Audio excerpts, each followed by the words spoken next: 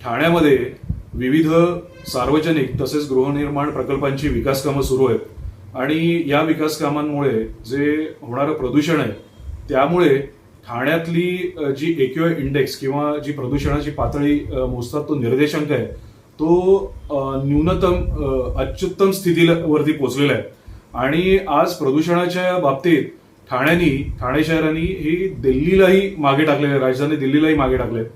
आज ठाण्याची प्रदूषणाचा जो निर्देशांक होता तो 270 इतक्या प्रचंड मोठ्या प्रमाणात मोजला गेला आणि हे जगातल्या सर्वाधिक प्रदूषित शहरांपैकी दुसरं क्रमांक हा ठाणे शहराने पटकावलेला आहे. एक ठाणेकर म्हणून मला या गोष्टीचं अत्यंत वाईट वाटतं, अत्यंत खेद वाटतो की जे ठाणं तलावांसाठी किंवा इथल्या हिरवाईसाठी प्रसिद्ध होतं ते आज जगामध्ये त्याची ओळख ही अतिप्रदूषित शहर जगातलं म्हणून ओळखलं जाईल.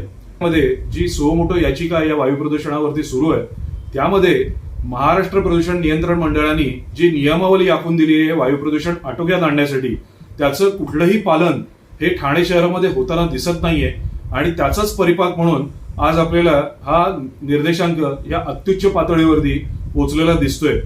ठाण्यातल्या या वायू प्रदूषणामध्ये केवळ ही विकास कामच नव्हे तर या विकास कामांमुळे जो रस्त्यावरती अडथळे निर्माण झालेले आहेत वाहतुकीसाठी त्यामुळे होणारी वाहतूक कोंडी आणि त्यामुळे होणारं वाहनांचं प्रदूषण हे सुद्धा तितकंच कारणीभूत आहे. त्याचप्रमाणे प्रचंड मोठ्या प्रमाणात जी ठाणे शहरामध्ये विविध विकास कामांसाठी वृक्षतोड सुरू आहे तीही तेवढीच कारणीभूत आहे. त्याचप्रमाणे या विकास प्रकल्पांमुळे जे रस्त्यांची कोंडी झालेली आहे त्यामुळे इथे प्रचंड मोठ्या प्रमाणात वाहनांची सुद्धा कोंडी होते आणि या वाहनांमुळे होणारं प्रदूषण हे अधिकचं प्रदूषण यामध्ये भर घालतं.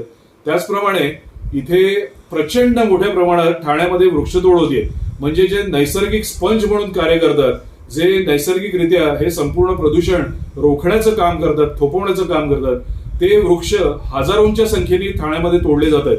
त्यामुळे आता ठाणेकरांना रस्त्यावरती उतरून आंदोलन करण्याशिवाय पर्याय उरले आहे.